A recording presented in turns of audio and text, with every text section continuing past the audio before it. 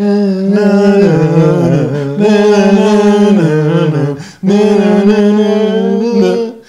enfin oui, bon, ça dépend comment tu prends.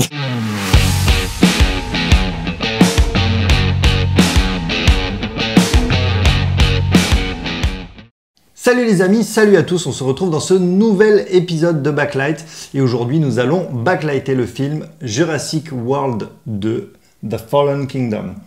Et comme d'habitude, je suis avec Raphaël pour backlighter ce film. Monseigneur, comment ça va? Ça va et toi, Mathias? Ça va, ça va. T'as vu, je commence à instaurer le Monseigneur. Voilà. Ça va devenir un truc. Ça va devenir un truc. En tout cas, évidemment, comme à chaque fois, on remercie le cinéma du Prado pour nous avoir accueillis pour regarder ce film. Allez, Shifumi. Shifumi. Shifumi. Shifumi. Ah ouais. Et voilà. Ça, il m'a eu au mental. C'est ça. Il m'a eu au mental. Je me suis dit, il va pas lâcher parce que Mathias est une personne qui ne lâche rien. Voilà. C'est pas vrai. Donc, qui est intransigeante. Voilà. Donc, je t'ai eu à ton propre jeu. Putain. Jurassic World 2, The Fallen Kingdom. Ça se passe donc 3 ans après le précédent Jurassic World, donc le premier. On est sur l'île Isla Nublar. Il va y avoir une éruption volcanique imminente. Qui va éteindre toutes les espèces de dinosaures présentes, donc celles qui étaient dans le fameux parc Jurassic World. Or, il y a des gens qui veulent sauver, on va dire, les dinosaures, et d'autres qui sont pour les laisser à leur destin, on va dire. Et parmi les gens qui veulent les sauver, il y a donc Claire, qui était donc la gérante du parc dans le premier. La directrice du parc, oui, et qui va aller chercher donc Owen, joué par Chris Pratt, et qui était le comportementaliste animalier donc, dans le premier, et accompagné avec une petite équipe, et ils vont donc aller faire une expédition pour sauver les dinosaures et les amener dans ce qu'ils appellent un sanctuaire, c'est-à-dire une petite île où ils seront coupés des hommes et où ils pourront vivre leur vie tranquille de leur côté. Évidemment, tout ne va pas se passer comme prévu. Voilà, il va y avoir quelques tuiles. On peut préciser que on est dans la partie sans spoil, donc là vous êtes tout en sécurité, c'est bon, il n'y a pas de spoil, on ne va pas vous révéler la fin. Voilà, petite nouveauté dans Backlight, on s'était dit qu'on pouvait mettre les top et flop au début. Alors c'est des top et flop sans spoil. Tout à fait. Et bah écoute Raphaël, je t'écoute pour tes top et flop sans spoil. Alors je vais commencer par mon top peut-être. Allez vas-y. Alors mon top, c'est que vraiment dans ce film, j'ai retrouvé les émotions que j'ai eues dans le film original. Et quand je parle de film original, je parle de Jurassic Park et pas Jurassic World. Mais voilà, il y a vraiment des séquences qui sont poignantes, qui presque nous tireraient la petite larme, et d'autres où on a vraiment la peur, surtout, il y a des scènes avec une enfant, avec un dinosaure, et on se voit à la place de cet enfant peut-être. Enfin, il y a plein de choses qui fonctionnent vraiment comme ça. On a beaucoup d'empathie pour les dinosaures dans ce film, je trouve. C'est vrai. Moi, je suis d'accord avec toi, effectivement. Moi, dans mes tops, je mettrais... alors, j'en mettrais 2. Le premier, je mettrais les comédiens. Je trouve que, globalement, sans rentrer dans les détails, les comédiens sont plutôt bons, mais au-delà de ça, ils sont bien choisis. Avec des très bonnes surprises aussi. On parlait de la fille qui est médecin comment elle appelle ça? Médecin paléontologiste. Vétérinaire paléontologiste. Paléontologue. Paléontologue, voilà. Pardon. Et qui elle est... C'est Daniela Pineda qui joue ce personnage-là, qui s'appelle Zia Rodriguez. C'est ça. Elle n'a pas forcément un grand rôle, mais ça fonctionne bien, quoi. Il y a des trucs pertinents, quoi. C'est-à-dire, elle est assez moderne, en fait, dans sa façon de s'exprimer et tout, et ça fonctionne pas mal. J'aime assez bien aussi le personnage de Claire, qui, dans le premier Jurassic World, donc, je trouve, avait finalement pas grand-chose comment dire, elle sortait pas vraiment du lot, voilà. Alors que là, je trouve que c'est un personnage qui prend un petit peu d'envergure. Dans le premier, elle jouait un personnage très froid. Elle était une directrice, donc elle voyait que les chiffres, elle gérait un business. C'est-à-dire pour elle, les dinosaures, ça n'existait même pas. C'était des chiffres sur un tableur Excel. Ils le disent d'ailleurs dans le premier. Là, on sent que voilà, elle est plus investie. Enfin, elle a parcouru un chemin initiatique dans le premier qui fait qu'elle se met à considérer les dinosaures comme des êtres vivants. Et c'est elle qui veut sauver les dinosaures. Donc elle est plus humaine aussi dans ce film-là. Donc bon. Voilà. Donc voilà, ça c'était pour mon premier top. Mon deuxième top, je dirais le scénario globalement. Donc sans rentrer dans les détails, il y a aussi quelques petites erreurs, on va dire quelques petits... Incohérences. Ouais, voilà, quelques petits moments qui m'embêtent un petit peu dans le scénario, mais quand même globalement, scénaristiquement, c'est bien foutu. Il y a un scénario, voilà. Il y a un scénario avec plusieurs séquences, dont des séquences fortes. Voilà, il y a des moments forts, des moments de respiration. Il y a une histoire, on part d'un point A, on va jusqu'à un point B. Parfois on est... Il n'y a pas de lenteur aussi. Ouais, c'est ça, il n'y a pas de lenteur. On est assez souvent accroché. Voilà, on veut savoir ce qui va se passer ensuite. Donc voilà pour mes tops. Mon flop, c'est peut-être que ça ressemble d'une certaine façon un peu trop au Monde Perdu. Attention, c'est pas du tout, c'est pas complètement la même histoire. Mais alors, pour ceux qui n'auraient pas suivi, donc il y a eu d'abord Jurassic Park, après il y a eu Le Monde Perdu, après il y a eu Jurassic Park 3.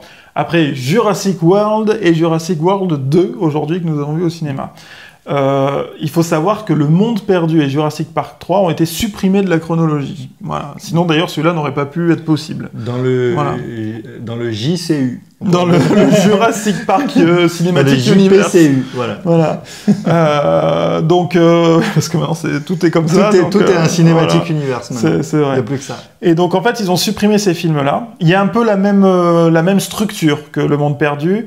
C'est-à-dire, au début, on arrive dans un manoir, il y a une opération pour ramener les dinosaures.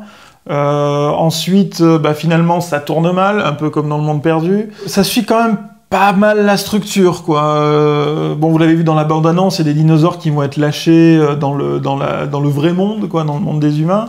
De ce point de vue-là, c'est un peu la même chose. Mais malgré tout, c'est un petit flop, parce qu'il y a quand même beaucoup d'inventivité, et c'est quand même pas totalement la même histoire, même si je sais que il y en a plein sur Internet qui vont dire « Ouais, c'est la même histoire, ils ont fait la même chose, etc. » Ça, je m'y attends, mais pour moi, c'est quand même suffisamment original et suffisamment travaillé pour pas être une copie. Enfin, et pour le coup, c'est pas une copie, quoi. Il n'y a pas les mêmes scènes, il n'y a pas les mêmes... voilà, mais c'est quand même assez inspiré, quoi. Voilà, en même temps, est-ce que c'est pas la seule suite possible, finalement, pour un Jurassic World? Les dinosaures sont sur l'île, il faut en faire quelque chose, donc soit on va les chercher, soit on les laisse vivre là-bas, soit il y a des braconniers. Soit il y a un truc à aller chercher là-bas et il faut traverser les dinosaures. Bon, il n'y avait pas 50 suites possibles non plus, quoi. Donc voilà. Un petit flop. Un petit flop, un flopouné. Un flopouné, voilà. Exactement. Écoute, moi mon flop, je vais dire... Alors, je vais revenir sur ces petites... ce qu'on pourrait appeler des petites incohérences scénaristiques, ou en tout cas, c'est des petits moments où on se dit... Voilà, comme souvent, on se dit « Ah, tiens, mais pourquoi ils font ça? Ah, mais pourquoi il n'a pas fait ça? Pourquoi ?» Et il n'y en a pas beaucoup, honnêtement. C'est pas du grand nawak, hein. C'est pas du tout un film où toutes les 2 minutes, on se dit « Mais c'est n'importe quoi, mais machin et tout. » Pas comme d'autres films dont on ne peut pas prononcer le nom. Qui sont n'importe quoi tout le temps, mais où on n'a pas le droit de le dire sous peine de shitstorm sur Internet. Ouais. Mais non, il y en a quelques-uns. Et pourquoi je les mets... alors, c'est plutôt bien qu'il n'y en ait pas beaucoup et tout, mais pourquoi je les mets dans mon flop, c'est que je me dis, finalement, peut-être qu'en corrigeant tous ces petits trucs, on serait arrivé à un film... encore meilleur, quoi, parce que bon, on peut le dire quand même, il est plutôt pas mal. C'est plutôt un bon film. Et c'est plutôt un bon film. Et c'est quelquefois, voilà, je me suis pas dit c'est n'importe quoi, mais 2-3 fois je me suis dit c'est dommage, voilà. C'est vrai qu'il y a quelques petits trucs, c'est vrai qu'il y a beaucoup d'erreurs humaines qui font que les dinosaures s'échappent, etc. Et c'est souvent ça dans Jurassic Park, c'est que y a une idée un peu con qui fait que finalement le bordel arrive, quoi. Voilà. Et c'est vrai que de temps en temps, on sent que le scénario se dit bon, il faut que tel personnage fasse telle action pour que ça ouvre la cage et pour que les dinosaures soient répandus à l'extérieur et que ce soit le bordel. Et c'était un peu ça dans Jurassic World. Ça, c'est un peu des fois ce qui est gênant dans le scénario. Alors, on n'a pas tout à fait ça dans celui-là, mais il y a quand même des petits moments comme ça où on se dit, ouais, bon là, pourquoi t'es rentré dans la cage? C'était peut-être pas obligatoire, mais enfin... Ouais, là, pourquoi t'as pas fait ça? Voilà, bon, là, on peut pas trop rentrer dans le détail parce qu'on est toujours dans la partie sans spoil. C'est ça, mais globalement, au-delà de ça, moi j'ai trouvé que c'était quand même un très bon film. Voilà, un film d'un très bon niveau. On est tout le temps dedans, on sort pas un seul moment. Il y a de l'émotion, on a beaucoup d'empathie pour les dinosaures, comme je disais. Enfin, moi, en tout cas, j'ai vraiment adoré ce film. Je suis d'accord avec toi. J'ai bien aimé aussi. Je trouve que ce qui marque aussi dans ce film, c'est qu'il est quand même globalement assez bien réalisés. Et ça, on s'en rend compte avec notamment 2-3 séquences clés qui sont très très bien réalisées et très très belles esthétiquement, quoi. Et quelque part, moi je trouve quand le film il te montre ça, quand tu vois dans un film 2-3 très très belles séquences, tu te dis au moins le réalisateur il s'est pas dit bon bah voilà j'ai un schéma à suivre, là il faut que le dinosaure il croque lui, là il faut que machin et tout. Tu te dis là il s'est fait chier à aller chercher un truc beau, un truc esthétique, à aller chercher qu'est-ce qui pourrait représenter la place de l'humain par rapport au dinosaure, de l'humain par rapport à la nature. Et voilà, du coup, c'est un petit peu chiadé, on peut le dire, dans la réalisation. Notamment la séquence, bon, on peut peut-être en parler, c'est pas un spoil, le brachiosaure, qui, le dernier dinosaure vivant de l'île, qui voit le bateau partir, et le bateau, ils se retournent tous parce qu'ils sont en train de s'échapper de l'île, qui est en train, il y a le volcan qui est en train d'exploser et tout, et ils voient tout le monde, même les méchants, tout le monde se retourne et regarde le brachiosaure en train de les appeler. Comme s'il les appelait à l'aide, quoi, avec la lave qui arrive autour de lui, et on le voit en pénombre, etc. Bon, qui meurt, hein, voilà, parce qu'il y a le volcan qui arrive. Et franchement, cette séquence, elle est belle, quoi. Elle est très belle, et elle est marquante, quoi. Voilà. Et c'est rare de voir ça aujourd'hui dans un blockbuster. Ouais, il y en a une autre plus tard dans le film, donc je ne vais pas raconter le pourquoi du comment, mais où on voit un dinosaure avec la pleine lune derrière et tout. Côté loup-garou un peu. Ouais, un petit côté loup-garou et tout. Et voilà, c'est très joli, c'est très esthétique. Puis ce manoir aussi, parce que ça se passe dans un manoir, donc il y a vraiment une esthétique un peu presque film de vampire, quoi, presque, voilà, et c'est pour ça qu'il y a un loup.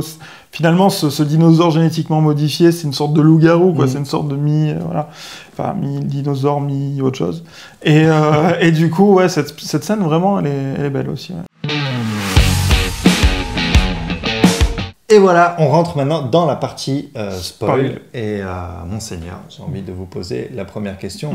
On peut dire en fait, tu es un grand fan de Jurassic Park. Ça fait partie absolu de Jurassic Park. Avec Star Wars à des niveaux différents. À des niveaux différents. Mais ça a fait mon enfance. Je dis tout de suite. Alors voilà, aujourd'hui, autant les jeunes.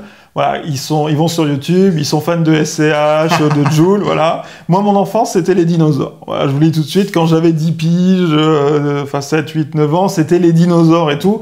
Et quand j'ai vu pour la première fois Jurassic Park, alors je sais plus à quel âge exactement je l'ai vu, mais pour moi, c'était un truc de fou, quoi. Je veux dire, un film bien fait, avec des vrais dinosaures dedans, enfin, c'était juste la folie. Donc, c'est sûr que quand... bon, moi, j'ai beaucoup suivi la saga Jurassic Park, et quand ils ont annoncé les nouveaux, j'étais en folie.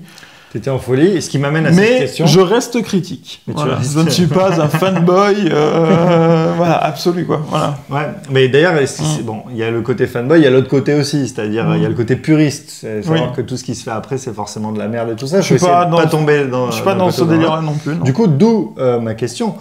Après Jurassic Park, fallait-il poursuivre cette licence Jurassic Park avec Jurassic World? Alors, j'ai eu un léger doute avec Jurassic World. Enfin, déjà, mes doutes remontent à plus longtemps. C'est-à-dire que, bon, Jurassic Park, ok, on achète, il n'y a pas de problème, c'était la folie, enfin, voilà. Le Monde Perdu, c'est un film qui a des défauts, et il y a une très bonne chronique, notamment du Fossoyeur du cinéma, sur Le Monde Perdu, et qui évoque tous les défauts du film, mais qui en conclusion dit quand même que c'est un film, enfin c'est pas le pire film du monde, quoi. Donc c'est un film avec des défauts, mais que moi, en étant gosse, j'ai acheté totalement. Jurassic Park 3 est une bouse infâme, c'est un film qui dure 1h15, je crois, en plus 1h30, on sent qu'il y a eu des coupes de budget. En plus, c'est un film qui est vraiment dans la surenchère, on en parlera plus tard, avec le spinosaure qui tue un tyrannosaure, enfin pour dire attention, il y a une menace. Est-ce qu'on a besoin de plus qu'un tyrannosaure pour avoir peur? Non, je ne pense pas. Donc c'est un peu con. Et donc il s'est passé beaucoup de temps après ce Jurassic Park 3 avec cette annonce de Jurassic World. On a finalement redémarré la licence. C'est même pire que ça, c'est-à-dire que j'ai eu d'autres déceptions entre-temps, c'est que Spielberg a dit qu'il voulait pas continuer Jurassic Park, mais qu'il allait faire une série, et c'est là qu'on a vu naître Terra Nova, qui est donc une série instigée par Steven Spielberg, qui raconte l'histoire. Alors c'est dans le enfin je fais très vite, hein, mais c'est dans le futur, la planète est en train de mourir, oh mon Dieu, c'est pollué, etc. Et donc ils trouvent une espèce de faille spatio-temporelle pour revenir à l'époque des dinosaures. Et donc ils établissent, enfin il y a des colons qui établissent une colonie dans le passé, enfin en tout cas dans une autre dimension peut-être, on ne sait pas trop. Dans le Jurassique ? Dans le... je sais pas, je me rappelle plus. Je sais pas si c'est le Jurassique ou le Crétacé, enfin bon, peu importe. À l'époque des dinosaures, voilà.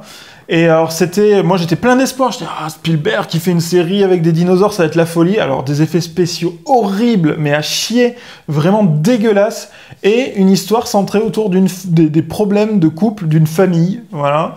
C'est-à-dire qu'on est enfin, il y a des dinosaures, machin et tout, et on s'intéresse à une putain de relation de couple de merde, à un gosse qui, peut-être les parents ils vont divorcer, peut-être... L'horreur, et de voir après chaque épisode, moi j'avais espoir, je les ai regardés jusqu'au bout, je me suis dit oui, voilà, le prochain épisode va être mieux, ça va marcher, ça va prendre. Non, ça n'a jamais pris. Et en plus, ça nous laisse sur une fin, bon, je la raconterai pas pour ceux qui veulent regarder, mais enfin cataclysmique. La série s'est arrêtée. Voilà, la série s'est arrêtée, horreur, et donc déception absolue. Et annonce de Jurassic World. Et là, l'espoir qui revient. Mon Dieu, oui, ça va être génial, on va enfin voir le vrai parc. Et qu'est-ce qu'ils nous vendent? Bim, bande-annonce, le vrai parc et tout, avec des gens dedans. Fonctionnel et tout. Je dis, c'était la seule suite possible, quoi, voilà. Et donc, voilà, c'est génial et tout. Et petite déception quand même à Jurassic World. Alors, j'achète le film quand même, mais... bon, une fin avec des dinosaures qui se font des clins d'œil, c'est bon, on est potes. Enfin bon, tout le monde a parlé, je vais pas en parler pendant des plombes, mais voilà, des petits problèmes de scénario. On sait que depuis, même à travers Jurassic Park 3, on veut faire en sorte que les raptors soient intelligents. Dissidents. Non. non, pas dissident, intelligent. Et donc il y a une espèce de délire autour de ça, mais en même temps ils avaient une certaine façon d'être dans Jurassic Park. On peut pas passer à complètement autre chose non plus. Bon voilà. Donc c'était un peu, il y avait des trucs qui fonctionnaient pas trop et ça m'avait fait un peu peur pour la suite. Je me suis dit le film est pas mal, mais bon voilà. Et ce film, Jurassic World 2, qui finalement est vraiment bien. Et quoi qu'il arrive, celui-là vraiment a vraiment bien rattrapé le premier, c'est-à-dire ça permet d'avoir une autre vision peut-être sur le premier, et corriger peut-être un peu ses défauts, même si ça ne corrige pas complètement. Ça valait le coup, rien que pour celui-là, que la licence continue. Voilà. Ouais, bah écoute, je vais un petit peu résumer finalement. J'étais un peu long, mais en même temps, voilà, je vous ai fait le truc pour ceux qui ne connaissent pas Jurassic Park. Je vais un petit peu résumer tout ce que tu viens de dire. Moi, j'aime beaucoup Jurassic Park aussi, en tout cas le premier. Je vais passer vite sur la suite. En tout cas, pour moi, Jurassic World, c'était la grosse déception. Et du coup, je me suis dit direct, bon, c'est pas la peine, ok, c'est bon, c'est de la merde, merci, au revoir. Évidemment, il va y avoir un 2, un 3, un 4, un 8, un 16 et tout ça. Et bah, du coup, celui-là, donc Jurassic World 2, me fait dire oui, en fait, si, ça valait le coup de relancer la licence Jurassic Park. Voilà, parce qu'après la déception du premier Jurassic World, celui-là est, je trouve, vraiment bien. Et en tout cas, il annonce, je pense, une suite qui pourra être très bien aussi. Alors tu parlais de Jurassic Park 3 avec le fameux Spinosaure et tout ça. Et donc il y avait un côté un peu comme dans certains films qu'on ne peut pas nommer. Et voilà, un côté surenchère avec oui, mais c'est le plus grand. Et c'est pour ça souvent que je dis, on a l'impression que c'est des enfants qui font le film. C'est parce que oui, mais on aurait dit que celui-là c'était encore plus de l'univers, maxi plus, etc.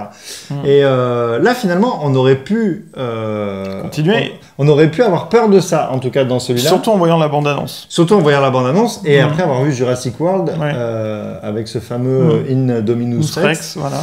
Et donc là, on a un dinosaure génétiquement modifié. Alors, Raphaël, est-ce que tu as pensé que ce dinosaure génétiquement modifié était une surenchère de trop, finalement? On aurait pu croire ça.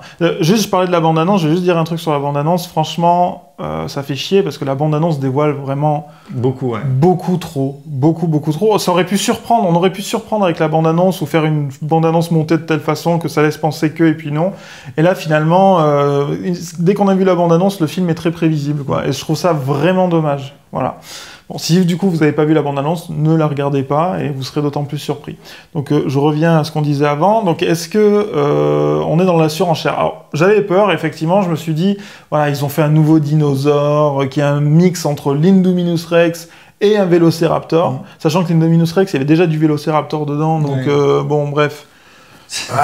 Donc il est encore plus bon. Et donc voilà, je me disais, bon, ça va encore tourner autour de... Il y a un dinosaure encore plus fort que les autres, et c'est lui qui va foutre le bordel, et machin. Et en fait, pas du tout.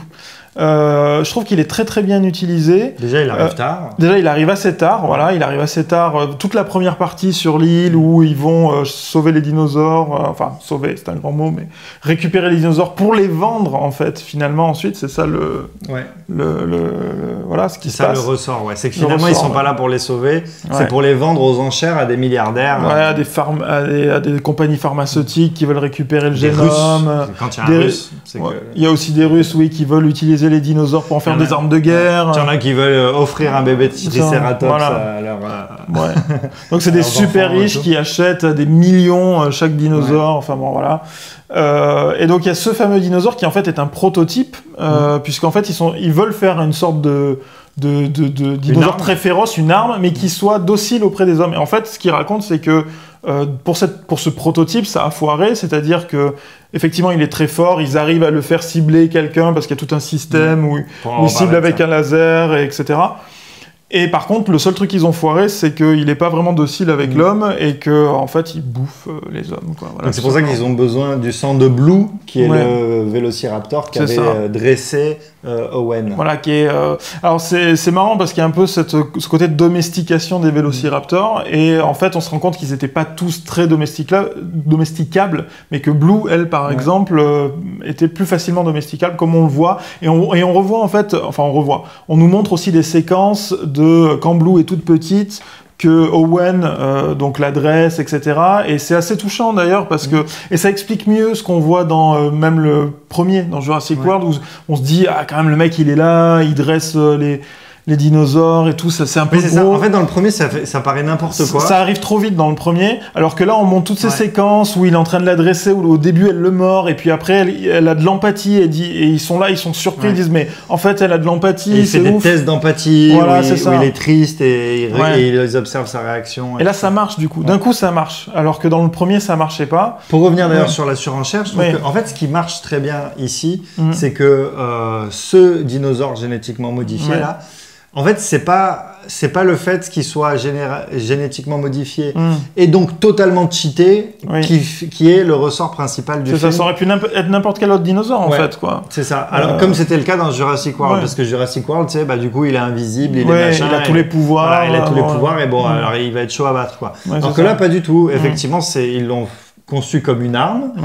Et ce code-là est respecté, en fait. C'est ça. Ce code-là est respecté. Alors, peut-être qu'on peut parler un peu de cette arme. Alors, ici, en fait, il y a un fusil laser, donc on peut viser quelqu'un, et puis, voilà, on le vise, on le verrouille, on verrouille la cible, et on appuie sur un bouton, et ça déclenche l'attaque du dinosaure. Alors, est-ce que je suis le seul à trouver ça un petit peu con? Parce que si tu arrives à cibler quelqu'un avec un fusil laser et même à le verrouiller, est-ce que si tu n'avais pas rajouté un canon, tu tires, il est mort, c'est plus rapide que de tuer. Alors ça fait partie des trucs. Mais en même temps, c'est une démo. Voilà, on est sur une démo. Non mais c'est vrai, c'est une bêta. Mais ils le disent, une alpha ou une bêta, je sais plus. On est sur une démo, c'est-à-dire qu'ils montrent un prototype, mais il faut imaginer que peut-être ils peuvent viser une armée avec ce truc et envoyer 400 dinosaures défoncer une armée. Et là, d'un coup, tu vois l'utilité du truc. Je veux dire, bon voilà. C'est-à-dire que quand ils parlent d'armes, moi je me dis plus au début, il faut en faire plusieurs et les balancer comme ça. D'ailleurs, ils veulent pas le vendre. Alors, faut expliquer la scène. En fait, donc il y a tous les dinosaures qui passent un par un dans des cages, il y a les riches qui font des enchères et tout, et à un moment donné, il dit voilà, on a une surprise, il y a ce dinosaure qui arrive, et donc ils font une démo de cette arme-là, mais et puis il y a quelqu'un qui commence à dire je l'achète 20 millions, ou je sais plus combien, ou 60 millions, et donc là il y a le professeur Wong. Le professeur Wong. Qui est donc le professeur Wong du premier Jurassic Park, qui était présent dans Jurassic World aussi, qui est pas d'accord. Qui crée ces dinosaures. Voilà, il est pas d'accord, il dit non, mais c'est pas, il est pas là, on n'est pas là pour le vendre, voilà. Et bon, face aux acheteurs qui sont là, face au pognon, ils disent c'est pas grave, allez, on n'avait pas prévu, mais on le vend quand même. Et du coup, on sent ce côté, tu vois, ça s'explique, c'est quand même une démo. Moi, j'ai trouvé ça un peu abusé, mais bon, on se dit, voilà, c'est un prototype, est-ce qu'ils vont partir vers ça, vers autre chose? Enfin, moi, ça m'a pas trop dérangé, le délire de l'arme, voilà. Ouais, je me suis juste posé cette question. Je me suis dit... On en a vu des démos foireuses, tu vois ce que je veux dire, de Non, Microsoft, qui te montre un truc, écran bleu, qui te dit, ou même Apple qui font des démos de trucs en disant, ah, ça va être la révolution, et puis ça l'est pas du tout, finalement, et tout le monde s'en fout. De ce point de vue-là, moi, je me suis dit, c'est pas très grave, quoi, voilà. Bon, ouais, j'ai trouvé c'était un petit truc, ils avaient peut-être pas trop bossé. Après, t'as raison, on peut se dire que c'est une bêta. Ouais, elle est comme un autre truc, je reviens dessus aussi, parmi tous les trucs que j'ai trouvé un peu... c'est que il y a une séquence au début, ils sont enfermés, donc Claire et Franklin. Alors Franklin c'est l'informaticien qui est avec eux. C'est un peu le Jar Jar Binks, on pourrait y revenir. Ah, pas aussi. vraiment, je suis pas tout à fait d'accord. Si, c'est le Jar Jar Binks. On en parlera, mais je suis pas d'accord. Voilà. Mais ils sont enfermés donc sur l'île dans un complexe, quoi. Donc ils ont été enfermés volontairement par les méchants, quoi. On va dire ça pour résumer. Et donc voilà, ils savent pas comment sortir et tout ça. Et donc Franklin essaye un petit peu tout et puis c'est pas possible. Toutes les portes sont fermées, la porte d'entrée est fermée. Il arrive à ouvrir une porte tout au fond, mais c'est une porte qui mène au parc.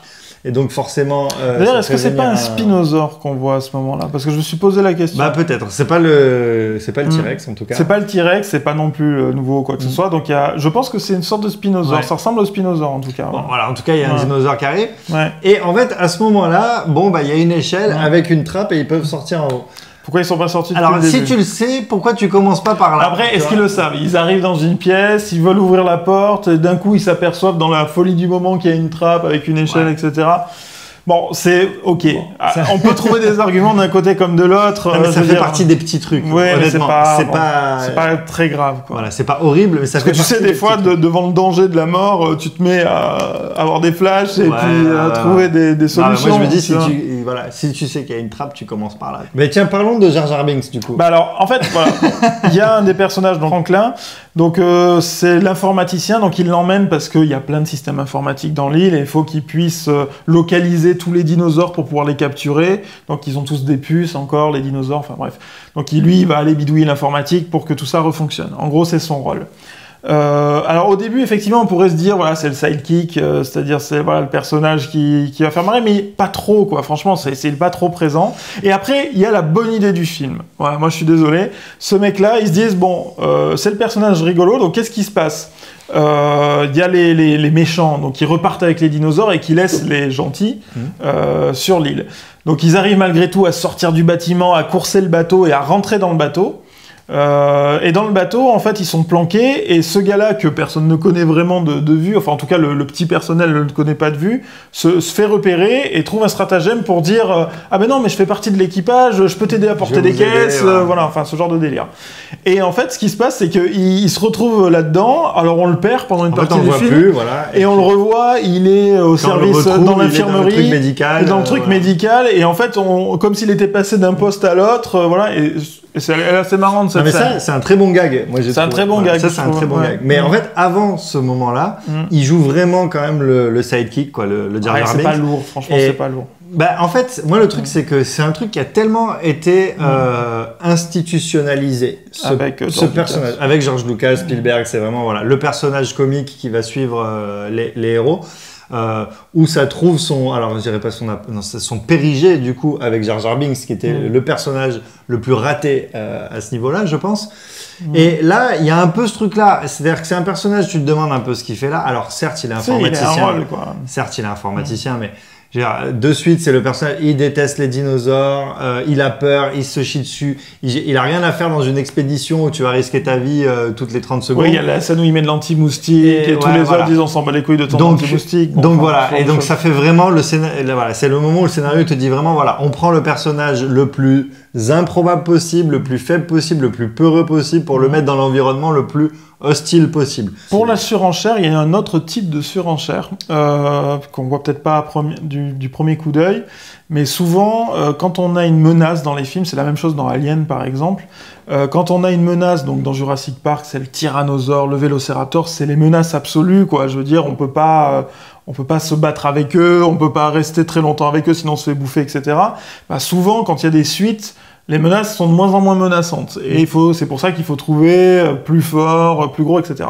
Et ça y est un peu quand même, parce que dans Jurassic Park, voilà, on se fait bouffer immédiatement dès qu'on est en contact avec les dinosaures. Dans Jurassic World, pour sauter directement là, bah, on commence à les dresser, à s'approcher, et puis jusqu'à la course en moto dans la forêt, avec les dinosaures, avec les vélociraptors à côté qui d'un coup deviennent potes avec le mec sur la moto, quoi. Ça m'avait énervé, ça. Voilà, et puis là, il y a un peu ça, il y a cette scène où ils vont prélever du sang sur un tyrannosaure, qui est une bonne scène. Elle m'a fait marrer. C'est que la scène est super réussie, elle est bien réalisée, elle est très bien rythmée, surtout. Il y a de l'humour, on les voit galérer avec le tyrannosaure, mais au final, ça fait aussi que le tyrannosaure n'est presque plus une menace. Alors, il le reste quand même, attention, ils sont là, ils manquent de se faire bouffer, ils passent à travers sa mâchoire aussi, ça c'est plutôt bien foutu.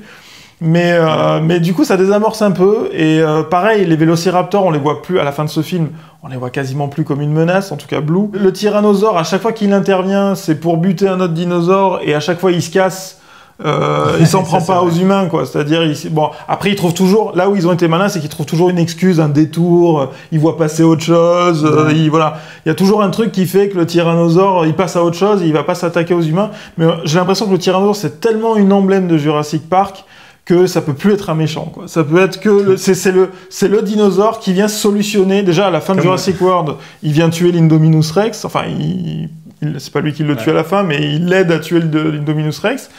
Dans celui-là, à chaque fois, il intervient. Alors, sauf au début où il est réinstitué au début du film en tant que menace, quand même. Ouais. Il y a une scène où il est dans la pénombre, etc. Donc, il est réinstitué en tant que menace.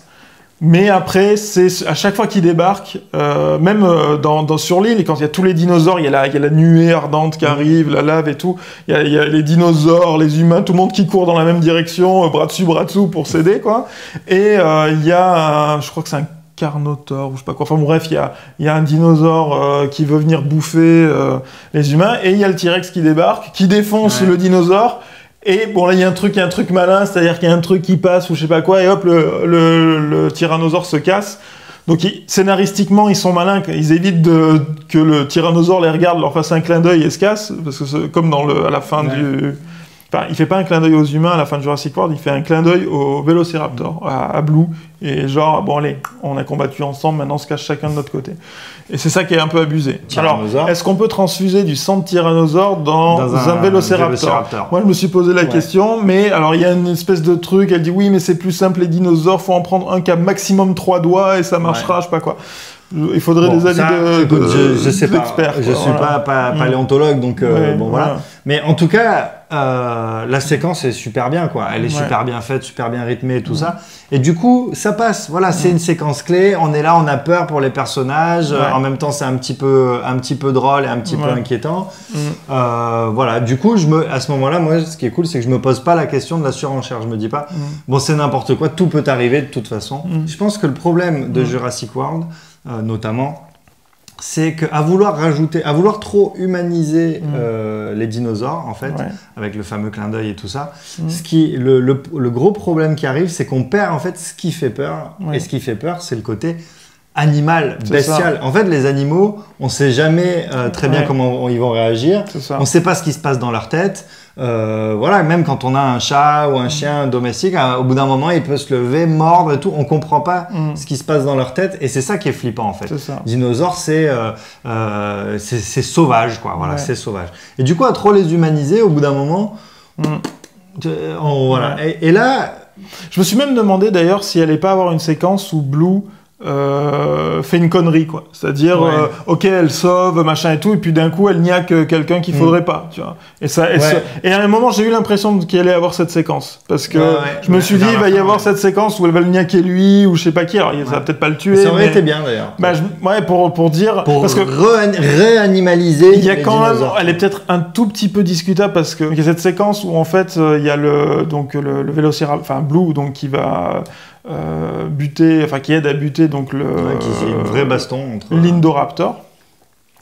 Et donc en fait c'est une sorte de retrouvaille encore entre Owen et Blue, où il met la main devant, toujours pareil comme ça.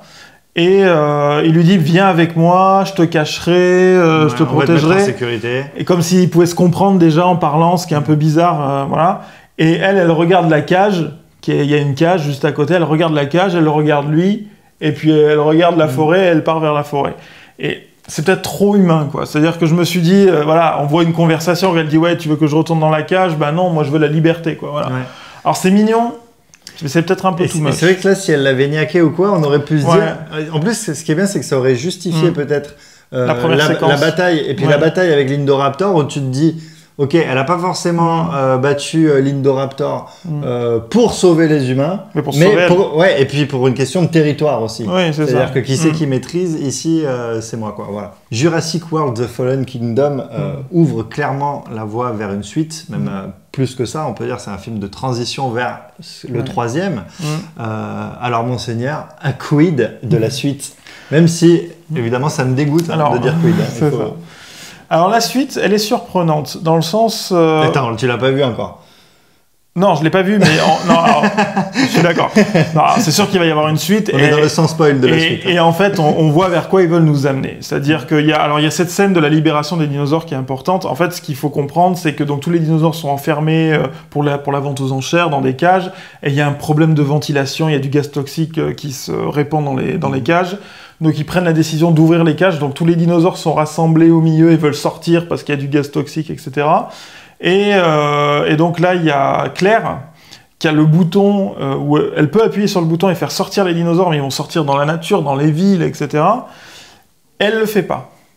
Elle le fait pas, c'est-à-dire elle se dit non, mais qui meurt de toute façon, c'est triste pour elle, mais bon, elle décide quand même de les faire mourir. Et il y a la petite fille, parce qu'on n'a pas parlé de ce ressort scénaristique. Oui, ce qui est Maze. Voilà, alors en fait, c'est vrai que ça... Maisie, c'est un petit peu compliqué en fait, à expliquer pour faire simple. En gros, il y a le collègue de Hammond, donc Hammond dans le premier film, qui s'appelle Lockwood, qui est un peu celui qui chapeaute, on va dire, les opérations qui tournent autour des dinosaures, enfin en tout cas le richissime milliardaire. C'est lui le commanditaire de cette opération, même bien qu'il ne soit pas au courant en fait c'est son sous-fifre qui les vend en loose day. C'est ça. Lui, son projet en fait, c'était de les faire migrer vers ce fameux sanctuaire. C'est ça, voilà. Et donc en fait, on sait on apprend dans le film qu'en fait lui-même a perdu sa fille il y a longtemps, et en fait il a cloné sa fille. Donc sa nouvelle fille, du coup, le clone ne le sait pas, elle le découvre pendant le film, et du coup elle est là, donc on revient à cette scène-là où tous les dinosaures veulent s'échapper, et où Claire choisit de ne pas les faire sortir, et donc c'est la petite fille qui va appuyer pour libérer tous les dinosaures en disant ils sont comme moi, ils ont le droit de vivre, et ça fait écho au fait que elle a découvert qu'elle-même est un clone, et les dinosaures eux aussi sont des clones. Et elle leur accorde le droit, entre guillemets, de vivre comme elle. Bon, voilà. Donc, ce qui fait que tous les dinosaures sortent. Alors, tous les dinosaures, il n'y en a pas 5000 non plus. Hein. Je veux dire, les dinosaures, il y en a quoi? 20, 30, 50? Allez, plus les petits, il y en a peut-être 100, voilà. Bref, il n'y en a pas énormément. Et donc cette fin, c'est donc on les voit à travers les paroles, donc on n'en a pas parlé, mais de Ian Malcolm, qui était donc présent dans le premier, donc le professeur, le professeur qui parle du chaos, le mathématicien, qui est présent au début du film, à la fin du film, pour dire que en gros, ces dernières paroles, c'est on arrive vers une nouvelle ère où les dinosaures et les hommes vont devoir cohabiter, une ère jurassique, une nouvelle ère jurassique. Ce qui laisse sous-entendre que ces dinosaures vont se répandre dans la nature, certainement se reproduire, peut-être même prendre le dessus sur les hommes, ou alors peut-être que les hommes vont vivre avec, je sais pas trop, mais ça ressemble un peu à la planète des singes d'une certaine façon, même si cette suite, elle me paraît pas hyper crédible, parce que bon, il y a quoi? Il y a 20-30 dinosaures, on envoie l'armée, des hélicoptères, des tanks, et voilà, et... Non mais je veux dire, en vrai, en plus il y a qu'un seul tyrannosaure, il y a qu'un seul vélociraptor, donc ils sont seuls, quoi. Voilà. Sauf que tu as oublié que la vie trouve toujours un chemin. Ouais, peut-être que les deux femelles, elles étaient enceintes, mais... Bon, après, il y a du matos de clonage qui a été sauvé aussi. Voilà, il y a du matos de clonage. Le patrimoine génétique de plein de dinosaures, on a vu ça, il y a des caisses qui ont été... C'est ça. Donc on imagine qu'il va y avoir plein de dinosaures qui vont être créés. Alors j'ai vu que dans cette suite qui a déjà été annoncée, en tout cas sur Allociné, il y a Jurassic World 3, et on voit qu'il y a Chris Pratt dedans aussi. Donc, soit il joue un rôle peut-être au début. Alors, la question, c'est est-ce que ça va se passer tout de suite après ou est-ce qu'il va se passer 100 ans, 200 ans, j'en sais rien, et on va arriver dans un monde où les dinosaures ont repris leurs droits. Clairement, les dernières scènes, il y a une scène à la fin où on voit Blue dans le Grand Canyon ou je sais pas où, enfin, qui a repris sa liberté. On voit le T-Rex qui rentre dans un zoo et qui essaie de bouffer un lion. Ouais, et très, très beau plan d'ailleurs. Ouais, très beau plan avec le lion, et c'est vraiment la dualité de notre monde avec les mammifères et le tyrannosaure. On peut rajouter à ça qu'il y a une scène post-générique où on voit un ptérodactyle se poser sur la Tour Eiffel. Non, c'est la Tour Eiffel de Las Vegas. C'est ça, mais c'est elle est très courte, ça montre juste, voilà, les dinosaures ils sont dehors, ils sont dans la place. Voilà, c'est ça. Mais moi j'ai du mal à croire à ce que juste à partir de ça, ils arrivent à se reproduire et à faire plein de voilà. Alors moi j'aime bien cette fin en fait, en tout cas cette ouverture, et j'espère vraiment que le prochain ce sera un Jurassic Park post-apocalyptique. Plutôt diesel punk ou plutôt steampunk plutôt samplon 95 punk. D'accord, merci, voilà. Ça va. Parce que voilà, ce sera nucléaire punk en fait. Ou nucléaire punk. Voilà. Alors ma note en aioli, elle va être de 4,5. 4,5 aioli, une très bonne note, une très bonne note de ta part. Je vais essayer d'être précis, je vais mettre 3,8 aioli. Voilà. T'aurais pu mettre un peu plus. J'aurais pu mettre un peu plus, mais je mets 3,8 parce que je me dis 4, ça fait à peu près 16 sur 20. Moi, j'avais plutôt envie de mettre 15, donc 3,8. Voilà, ça me paraît être quoi qu'il en soit, c'est quand même beaucoup plus que Gaston Lagaffe. Voilà. C'est quand même... En tout cas, ça fait très exactement, pour ma part, 3,8 aioli de plus que Gaston Lagaffe. Moi, 4,5. Ouais. Après, il faut dire que Gaston Lagaffe, il a pris pour le cinéma français aussi. C'est vrai, voilà. C'est vrai, il a pris cher. Voilà, il a pris pour cette espèce de... Il y a eu un trop-plein. Ce Dupuis Cinématique Universe. On peut appeler ça comme ça maintenant, non? C'est vrai, ça. Ce Croûte Cinématique Universe. Non, mais ce truc de on va prendre des BD parce que c'est francophone et on va en faire des films, mais avec des gens qui ont pas envie de faire les choses bien, qui ont envie de profiter du pognon, et on a l'impression que tout le monde se décharge sur tout le monde et on fait un truc moyen, et en plus on se fait engueuler quand on dit que ça aurait pu être mieux. Vous avez actuellement tout le classement des films avec toutes les notes qui s'affichent. Celui-là sera plutôt bien placé, à mon avis. C'est vrai, peut-être pas premier, peut-être deuxième. Ah, pas premier, c'est sûr, il sera derrière Ready Player One. Ouais. Mais voilà, on précise aussi, comme à chaque fois, que ce classement n'est pas absolu. Évidemment. Et en fait, voilà, tous les films ne sont pas non plus à confronter. C'est ça, on compare pas tous les films les uns avec les autres, c'est une indication. C'est ça.